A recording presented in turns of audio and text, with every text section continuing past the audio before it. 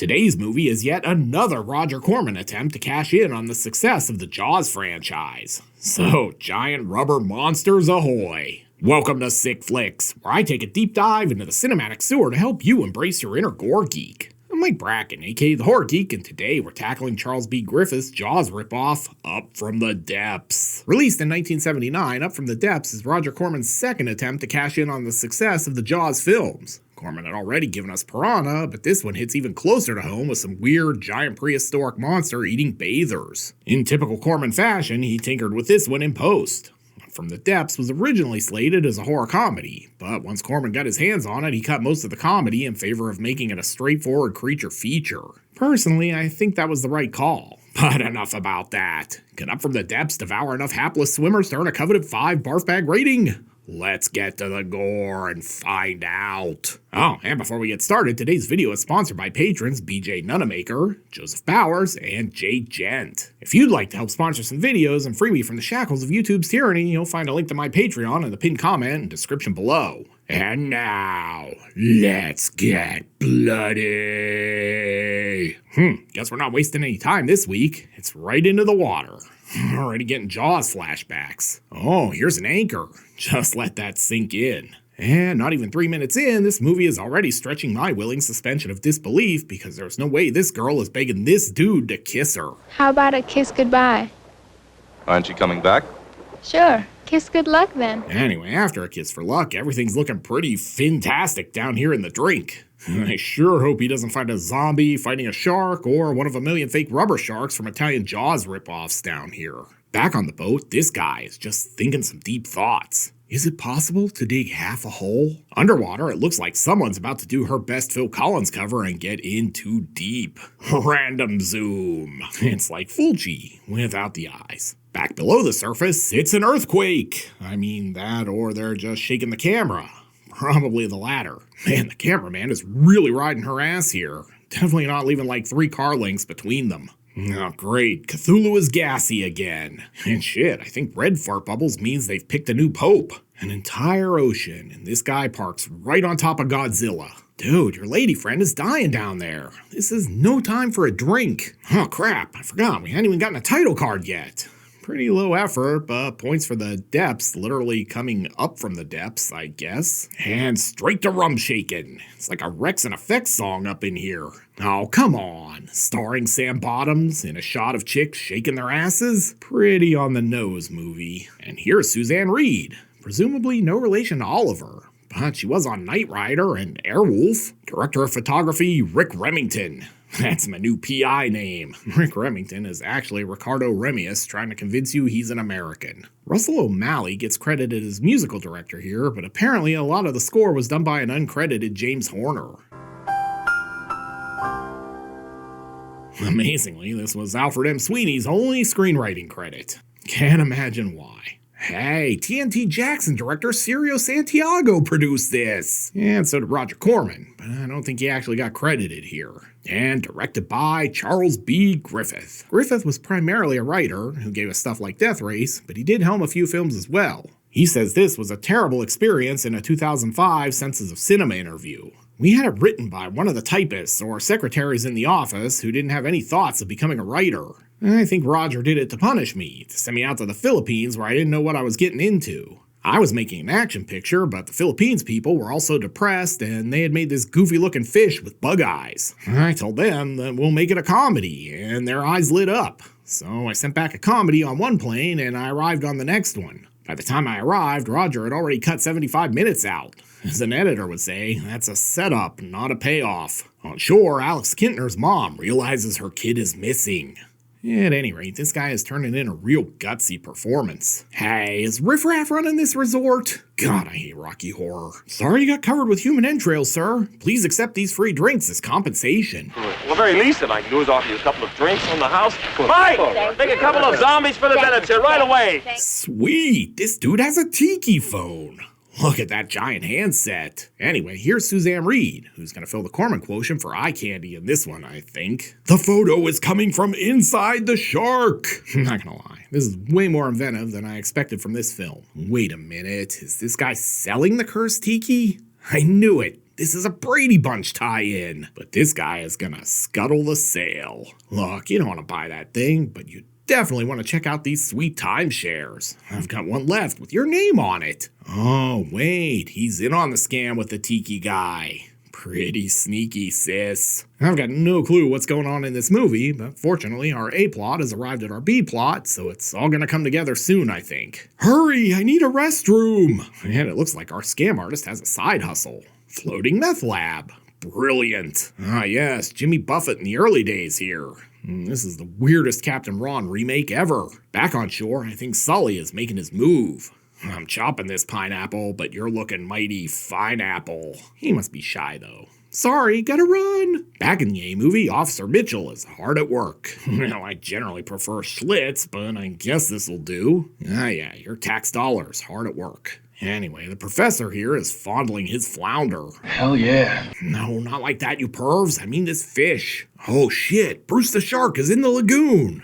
I sure hope Mike Brody isn't out there. But this guy's going in anyway. Let's give him a hand. Literally. I don't think the cameraman was invited to the welcome luau. Maybe that's for the best, though, because this guy is playing with himself. Hell yeah. No, I mean he's playing chess by himself. This reminds me of my childhood. All right, everyone, finish your dinner. We've got music from Don Ho later. Now it's time for another great moment in horror film acting. Excuse me, that's for the other table, Mr. Forbes. And Harry wants to see you over there. Line reading's more wooden than that giant tiki statue from earlier. Anyway, Sully and Captain Ron show up, corporate riffraff is onto them. Mr. Holland, Mr. and Mrs. Bennett, I think you should know that these two swindlers have been banned from hotel property in perpetuity. Just keep rowing. I'm sure we'll find an interesting plot sooner or later. Maybe turn on the fish finder to help. Are they about to shoot a Playboy spread out here? I mean, since we're never getting a monster, I'd settle for that. Man, next year's Sears catalog women's activewear section is gonna be hot. I don't know. Looks like we're off to a pretty rocky start. Cinematography by Seymour Butts. Definitely a pool party at Seymour's vibe here. Also, please ignore the Jaws ripoff score. Very subtle, Roger Corman. And the cameraman is dead. I think, because we couldn't really see anything. Look at this scuba diver. You can say they're a real pro under pressure. Seems like there's something fishy happening here. Turns out Sully is just planting stuff for the tourists to find. It's kind of like the early days of geocaching. Far be it for me to tell you how to make your movie, Mr. Griffith, but this is only 84 minutes long and we've wasted 5 here doing nothing. I mean, it is a pretty great Britney Spears cosplay though. Oh yeah, speared him like he was Goldberg. Back at the resort, Riffraff is reading the staff the riot act. Dr. Frankenfurter would not be pleased by any of this. He was pulled into the water by a fish or a crocodile. So, if I understand this correctly, what you're telling me is, this was no boating accident! There are no crocodiles in the Hawaiian archipelago.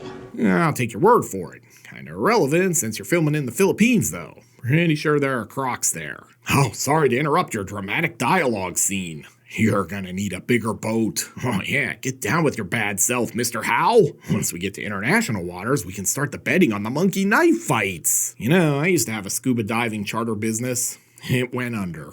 Looks like they're about to hit rock bottom, too. I feel like this movie rented a lot of scuba equipment and felt like they needed to justify the expense by using it endlessly. And it looks like someone down here is getting a pearl necklace. Hell yeah. No, these actual pearls. These look amazingly clean for pearls that have supposedly been underwater in a wreck for years. But before they can escape with their ill-gotten booty, the monster finally shows up. Oh, he's totally gonna get the bends. That was just a fleeting glimpse of the monster, but maybe it was a shark since this is another Corman Jaws ripoff. The shark. It's no shark. Fine, whatever you say. Oh shit, David Johansen is here. This is probably more of a red carpet than they had at the theatrical premiere of this movie. Susanna Reed is like, damn it, I was the eye candy in this movie. This guy is like Officer Blackjack Mulligan. Holy purple filter. Is this a Prince video? Normally I'd be opposed to stopping the movie for a musical luau number, but today, sure. I mean, I'm starting to suspect this whole movie was just a write-off so everyone could take a trip to the Philippines. Hey, we don't need lights for this scene. The torches are fine. Okay, screw the torches. These headlights from the parking lot 100 yards back are plenty. And now it's a Blondie song cover. I've never seen a tide so high. Mr. Corman, I don't appreciate you bringing in another actress to do topless scenes in this movie. Also, I think that's the same prop handset from earlier. Jesus, man, clean that mirror. Must have been shooting a Jasmine St. Clair video in here. And this guy is using the microscope. I, for one, really appreciate microscopes. They help us enjoy the little things in life. All right, fishing trip. Everyone grab your shotguns. Jiggle, jiggle, jiggle. Guess that phone call to Corman worked. Oh, look, they're making a bacon burrito. I sure hope that thing is going to be bait to catch the killer fish later. I don't know, guys. We're halfway through and I'm not convinced this movie is going anywhere. So let's stop for drinks. Yeah, definitely a vacation tax write-off. Yeah, great. There's nothing happening, but now we've got a reporter snooping around too. What the hell is going on in this shot? Ladies, we're shooting a movie here. You know, I was gonna dive off some cliffs once, but it turned out I was just bluffing. Wait a minute. Is this our monster? For real? I guess it's nice that almost 2/3 of the way through the movie, we finally see our monster. Oh man, it's pissed off. Almost as good as the old Jaws ride at Universal Orlando. Almost. Great action montage, guys. I almost know what's happening here. But here comes Blackjack and the Professor. This was a good fishing trip. Caught a bathing beauty. Sorry guys, boat's full. Try not to get eaten. Definitely gonna need a bigger boat because it just ate the last one. Aw, what the shell is going on here? And I think our monster is just basically sinking. Then we get some topless scuba diving. Not sure if this film or Zombie did it first. Both were released in 1979. But here comes the monster.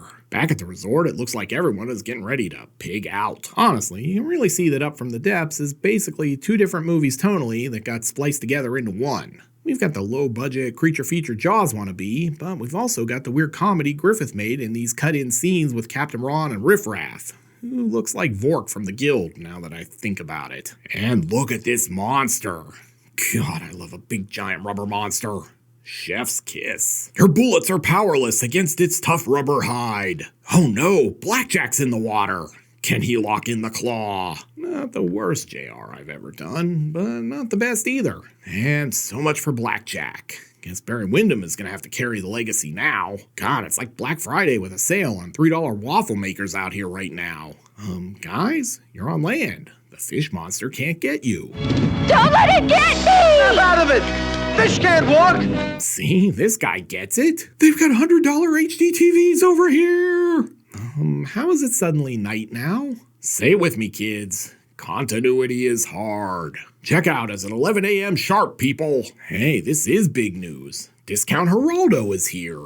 Is the fish sending ransom notes now? Sorry, everyone. Due to the recent fish incident, Don Ho has suspended all future performances moving forward. Oh shit, we've got a bounty on the fish. I'm sure this is gonna go well. Did we learn nothing from Jaws? And since Don Ho canceled, we've got the musical stylings of Amazon Basics' Mr. Whipple instead. You kids even remember Mr. Whipple selling Charmin? Christ, I'm old. Oh yeah, this week's NRA meeting looks great. Evil dies tonight. Yeah, good idea. While they're distracted, let's get out of here before anyone notices. Oh shit, it's an island. We can't drive off. Guess we're trapped here till the bitter end. A flamethrower to catch a fish. Not sure this guy is the sharpest hook in the tackle box. Honestly, I'd like this movie a lot more if we just made this guy with the katana the hero. Out on the water, this guy is pumping away. Hell yeah. No, I mean he's pumping his flamethrower tank. And he lights the boat on fire. Well done. That is sort of a boating accident. And just in case you forgot, we were ripping off Jaws. Maybe help us kill it.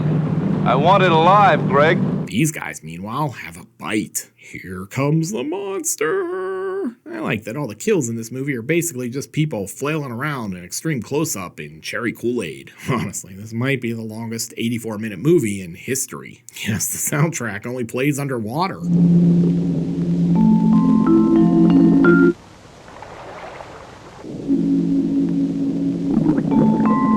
Be very quiet. We're hunting wascally devilfish. So far, this movie is about as exciting as real-life fishing.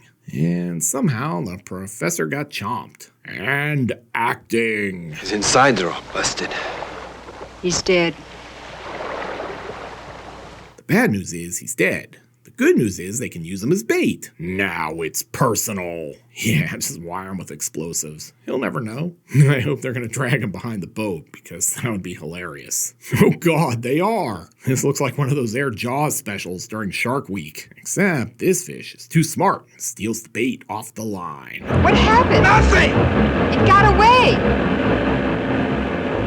Damn! You could say they're at the end of their rope. So now these guys have to head down to rewire the explosive. And somehow there's like 2 minutes left in this movie, so I feel a half-assed ending coming. But first, we get to eat one more guy. And I told you we were getting a half-assed ending. But here comes our hero. I still think letting the guy kill it with the katana was a way better idea. Ooh, and freeze frame ending, baby. Hey, some of the effects were done by Chris Wallace. Wallace went on to win an Oscar for his FX work on The Fly. He's yet another guy who went on to an amazing career after cutting his teeth on Corman projects. Seriously, working for Corman was better than going to film school. So, what have we learned from Up from the Depths? Well, for starters, it's entirely possible to make an 84-minute movie feel like it's 14 days long. I think there was probably another good Jaws homage in here, but Griffith's idea to make a comedy, coupled with Corman's post-shooting meddling, gave us this weird, disjointed thing that isn't funny and isn't very exciting. That's unfortunate because Corman was really good at this whole Jaws clone thing, as anyone who's seen Piranha can attest. But enough about that. Can Up from the Depths devour enough vacationers to earn a coveted 5 barf bag rating? Not a chance. But let's go to the gore card. In terms of gross anatomy, this one is a mess. A good low-budget Jaws ripoff knows it's never going to match the quality of Spielberg's film and usually tries to up the ante with more gore. Up from the Depths fails utterly in this regard. We're treated to multiple kills, filmed in such extreme close-up you can't even see what's happening. One severed arm, a pile of guts, one giant rubber fish, and that's it. As such, I can't give Up from the Depths anything more than a paltry 1 barf bag rating. This one isn't a sick or even very good flick. Looking for a much better Corman-produced Jaws riff? Then be sure to check out my review of Piranha. You'll find a link here on the screen. I'll meet you over there. Until next time, I'm Mike Bracken, aka The Horror Geek, bringing you all the splatter that matters.